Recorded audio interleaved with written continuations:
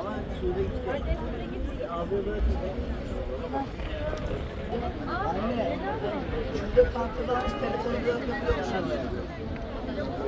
Ama Sude gitti. Arkadaşlar.